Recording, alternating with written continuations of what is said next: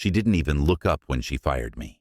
Just sat there, thumb flicking against her phone screen like she was skimming through weekend brunch options, not ending the career of the man who built the damn company she now ran. Her voice was flat when she said it, like it was just another item on her to-do list. "You're too set in your ways," she muttered, sliding a single cream-colored folder across the glass table. Termination papers. Just like that. My name is Michael Grant. I'm 58 years old.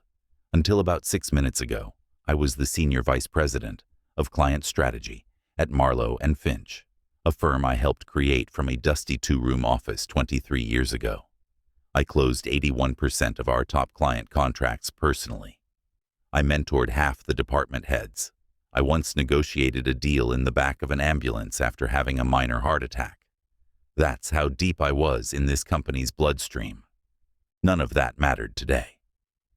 Across from me sat the founder's daughter, Madison Finch, 32, sharp-blazered and sharp-tongued. She'd been CEO for 11 months. 11. In that time, she'd replaced half the senior staff, brought in youthful energy, and added meditation pods to the office, like that was going to win us Fortune 500 loyalty. Her father, Charles Finch, the man I started this thing with, had stepped back after his stroke last year. And ever since then, the tone around here had shifted, away from handshakes and loyalty, toward algorithms and buzzwords. "We need younger energy," she added, still scrolling. "Faster decisions." I stared at her for a moment, waiting for her to flinch. She didn't. I glanced down at the papers.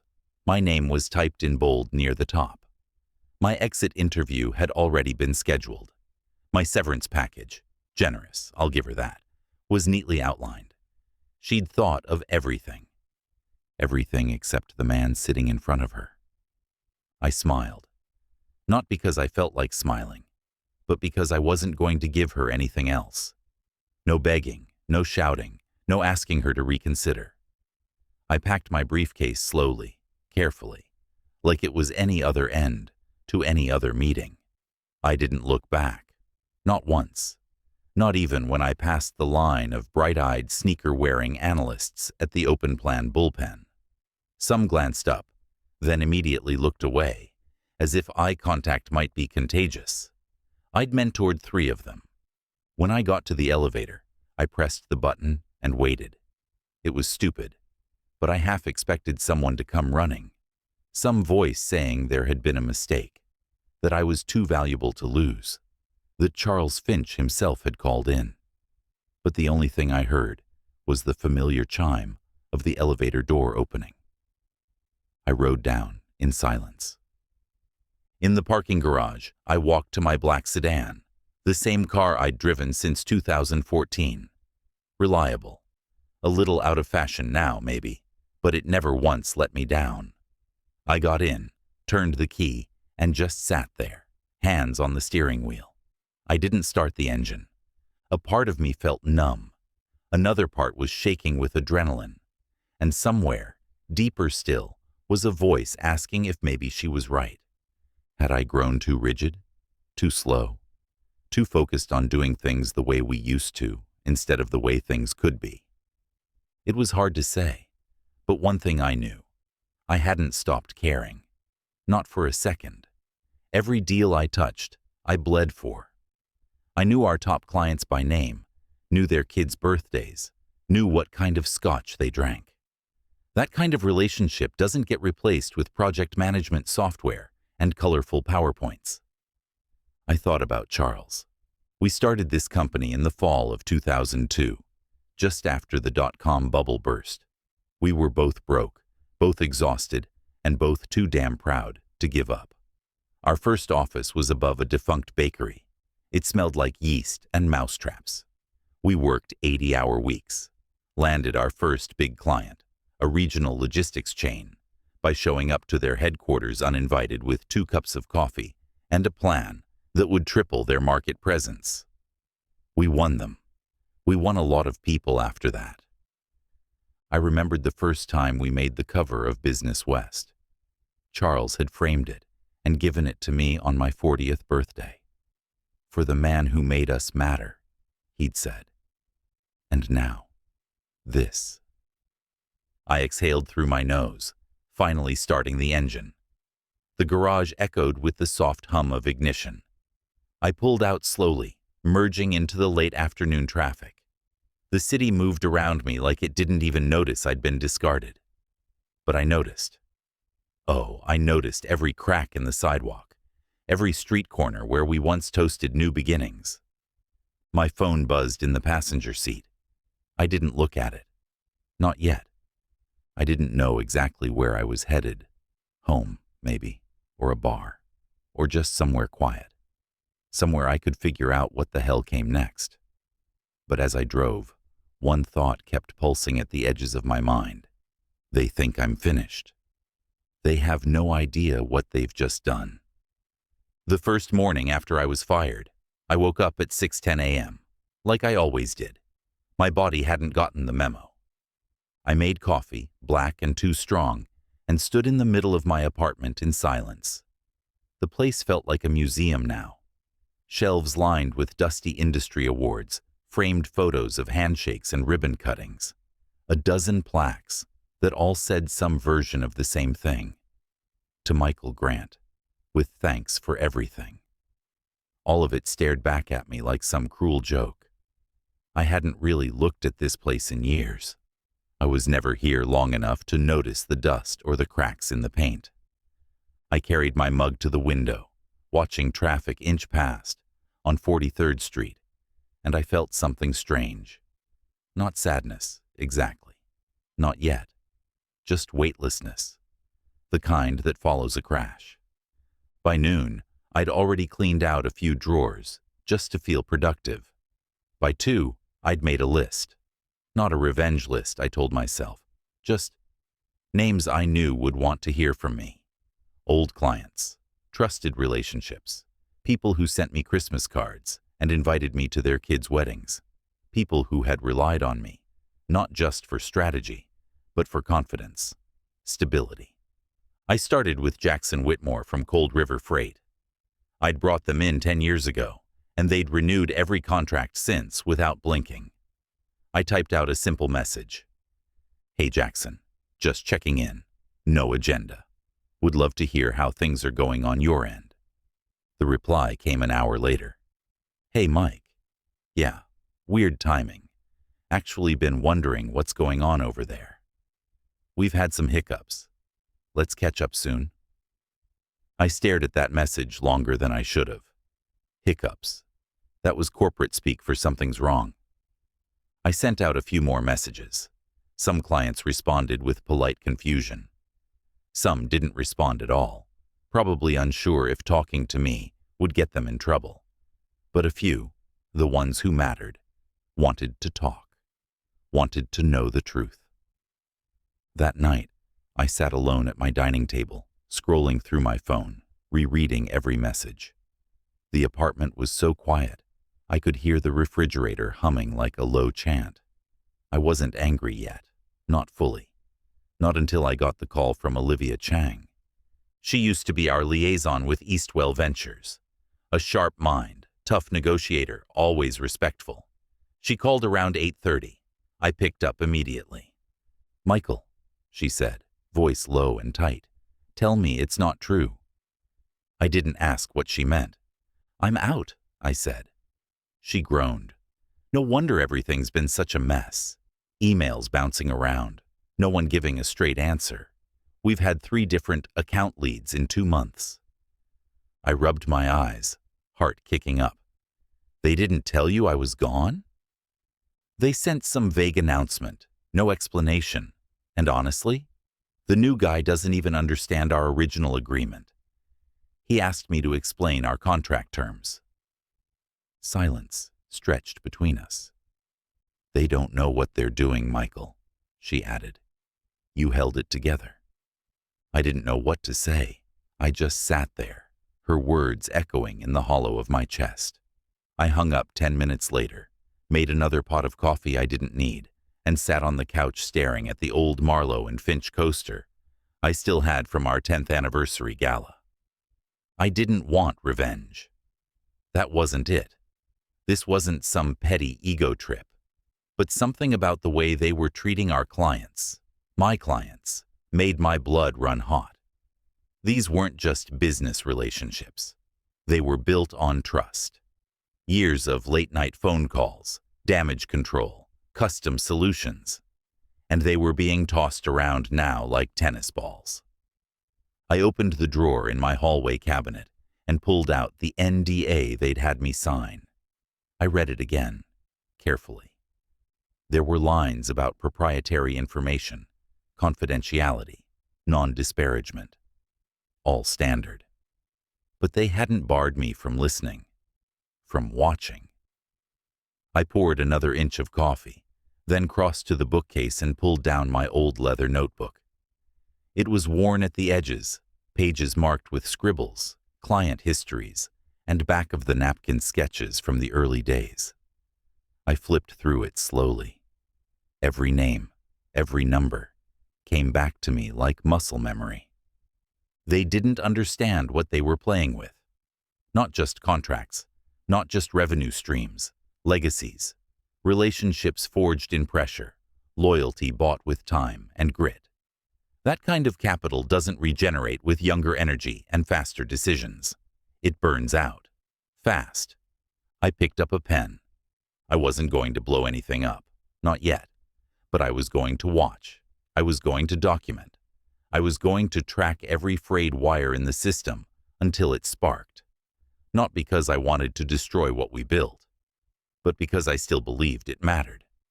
I flipped to a clean page in the notebook. Then I wrote a name at the top, Marlowe and Finch, post-grant timeline, and beneath it, in small letters, let's see what they do without me.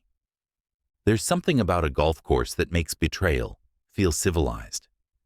Maybe it's the silence between swings, or the way people speak in clipped, polite tones, even while gutting you with words. I never liked golf, but I knew how to play its second language, the one spoken between tee boxes and scorecards, where favors are brokered and truths are confessed just loud enough for one person to hear. That's where I met Marcus Langston, one of the Marlowe and Finch board members. He didn't shake my hand when I arrived, just gave a stiff nod and motioned toward the cart. I can't be seen talking to you, he muttered. Then I'll walk, I said. He cracked a smile at that. A brief one. We were 3 holes in before he started talking. Not directly about Madison, of course, but about leadership drift and shaky retention numbers and the client confidence metrics that were starting to spook investors. She's smart, he said eventually, squinting into the sun, but she's not her father. And she's trying to lead like she doesn't need anyone who remembers how we got here. I didn't respond. He already knew what I thought. We played through to the 9th hole. He shot 3 over par. I didn't bother keeping score. As we parted ways near the clubhouse, he handed me a water bottle and spoke without looking at me. Officially, I didn't say anything. Unofficially. He paused. You're not the only one watching. That night, I ironed a suit I hadn't worn since last year's awards dinner and drove to the East City Children's Gala, a black tie fundraiser where half the city's corporate elite came to drink expensive wine and fake generosity. I didn't go to be seen. I went because Elaine Monroe, another board member, was on the host committee. She saw me before I saw her. Raised an eyebrow, then approached like we were just 2 old friends, smiling for the cameras. We posed, glasses raised, and when the flash clicked, her expression shifted. We're bleeding contracts, she said under her breath. You know that, don't you? I know, I said. That's why I'm here. Elaine had always been pragmatic. She'd defended Madison's appointment when Charles stepped back, called it the future of business. But now, her eyes darted around the room, and her voice had a crack in it I'd never heard before. She's gutting departments, she whispered, replaced compliance with a guy who ran an art podcast, the legal team's down to 3 people, and she's freezing senior salaries, but flying in her advisors from LA twice a month. I could tell it physically pained her to admit it. She won't listen to us anymore, Michael, she said. You warned us. We didn't listen. I wanted to feel smug, vindicated. I really did. But all I felt was tired. I left the gala early and drove home in silence. My phone buzzed twice on the way. Texts from clients I'd reached out to weeks earlier. Still waiting on answers. Is anyone running things over there? You free to talk this week? I poured a drink when I got home, but didn't touch it. My notebook lay open on the coffee table, a growing timeline of cracks and collapses. Next to it, my old business card, the last one I'd ever carry with the Marlowe and Finch logo. Around midnight, my phone rang again. This time, it was Rachel Doyle. Rachel and I had worked together for 15 years. She'd run internal operations with quiet brilliance and was one of the few people who never kissed up, never played games. If Rachel was calling, it wasn't casual. Michael, she said, voice shaking, you need to know what's happening. I didn't speak, just listened. She's fired 5 more people this week, all seniors. One of them was Paul Laramie. He managed 6 major accounts, replaced him with someone who interned here 2 summers ago. My jaw clenched.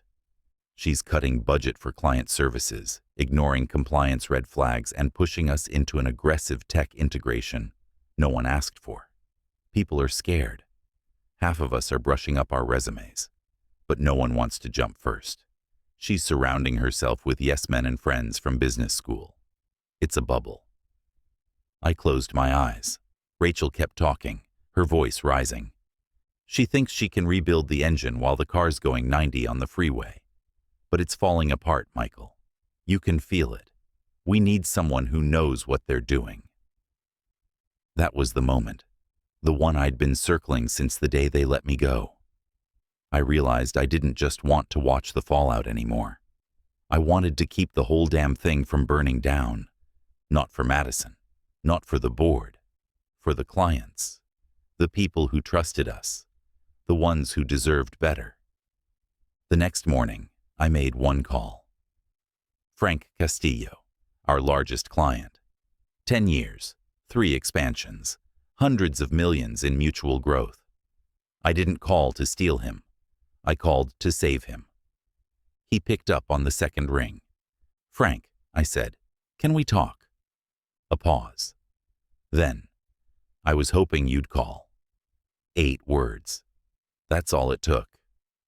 Game on. The carpet in the hotel boardroom was so thick it nearly swallowed my shoes. Everything in that room screamed money. The polished walnut table, the fresh orchids, the view of the skyline framed like a painting. But none of it mattered. What mattered was the man sitting across from me. Sleeves rolled, jaw clenched, and eyes locked on mine like I was holding a grenade. Frank Castillo wasn't a man who wasted time. When I'd called him, he'd said 3 words. Let's make it quick. But now that we were face to face, he didn't look like a man in a hurry. He looked like a man who'd been lied to. They told me you retired, he said, not blinking. Then we started getting interns pitching ideas like we were a beta test. I nodded. You were never going to hear the truth from them. He leaned forward. Tell me everything. So I did.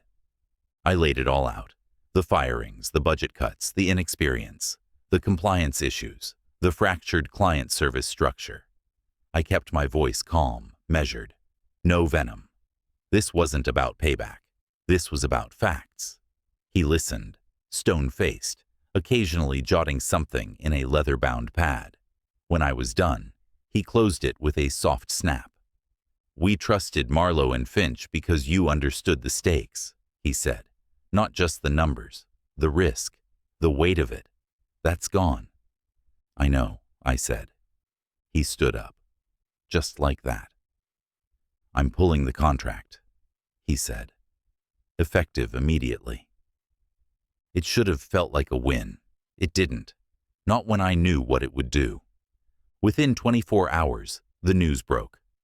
Marlowe and Finch's largest client had terminated its relationship, citing inconsistent leadership and operational failures. The statement was surgical, no emotion, but the market read between the lines. By the end of the week, the stock had dipped 11%. The board called an emergency meeting. I wasn't invited, not officially. But Marcus Langston texted me at midnight.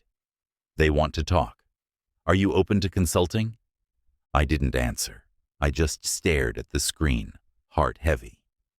The next morning, Elaine called. We're not asking you to come back, she said carefully. Just help us stabilize. Short-term, strategic advisory, discreet. I'm not your fire extinguisher, I said. No, she replied. You're the person we should have listened to before everything caught fire. That gave me pause, but I still told her I needed time. Because the truth was, I wasn't sure if I wanted to step back in. What if I just let it all go? What if I moved on and started something new? But every time I imagined doing that, I saw Frank's face in that boardroom. The disappointment, the betrayal. Then came Madison's move. I should have seen it coming. She wasn't going to take the hit quietly. The company's PR machine spun into high gear, pushing out a carefully crafted story. A disgruntled former executive had attempted to sabotage a client relationship after his retirement. No names, of course, but the implication was loud and clear. And then it got personal. An anonymous source leaked internal emails, selectively edited, suggesting I'd been difficult to work with, resistant to innovation, hostile to younger colleagues. The smear campaign was surgical, designed not to crush me, but to discredit me, just enough to make people doubt. 1,000 cuts, quiet and lethal. I got calls from people I hadn't heard from in years. Some offered sympathy. Some just wanted the gossip. One former employee messaged me. I don't believe a word of it. We know who kept the lights on. I didn't respond. I didn't post a rebuttal. I didn't go on the offensive. But that didn't mean I wasn't angry. I walked through my apartment in the dark that night, past the photos and plaques, the memories mounted on every wall. And when I reached the bookshelf, I stopped in front of it. Not for the books, but for the old brass nameplate that had once sat on my office desk. Michael Grant, Senior Vice President, Client Strategy. I lifted it off the shelf, held it in my hands. It was heavier than I remembered. The brass was cool and smooth, but the edges were worn from years of being moved, cleaned, handled, like me. I set it down on the kitchen counter and stared at it for a long time. This wasn't about revenge anymore. It was about stewardship, about legacy, about not letting 23 years of blood and sweat be rewritten by someone who never earned the ink. I picked up my phone and called Rachel Doyle. Still got your team? I asked. She didn't miss a beat. Half of them are just waiting for you to say the word. Tell them we're not going after anyone, I said. We're building something of our own. A pause, then her voice, steady and sure. I'll start making calls. As I hung up, I looked down at my old nameplate one last time. I smiled. I wasn't done. Not by a long shot. The new office smelled like fresh paint and cheap coffee. I loved it. It was nothing like the gleaming towers Marlowe and Finch had occupied. No marble lobby, no elevator music, no views of the skyline. Just a sixth-floor walk-up in a converted warehouse in Midtown, with exposed pipes, uneven floorboards, and a nameplate on the door that read, Grant Advisory Partners. My name, on the door. It didn't feel like a comeback. It felt like a beginning I didn't know I needed. The first week was chaos in the best way. Desks arriving in boxes, router issues, conference calls on folding chairs, Rachel Doyle came on as COO, because of course she did, and within 72 hours had a system running tighter than anything I'd seen in 5 years. She brought in Marcus Teague, a numbers guy with zero tolerance for BS, and Alexis Morton, whose negotiation instincts were sharper than mine ever were. 3 clients jumped ship from Marlowe and Finch before we even sent out our first deck. Not because we asked. We didn't have to. They'd been looking for the exit ever since Madison declared client services bloated. We welcomed them with clarity, not promises. We weren't trying to be a bigger version of what I left behind. We were trying to be a smarter one. Every decision felt more human, more grounded. We didn't take meetings we didn't need.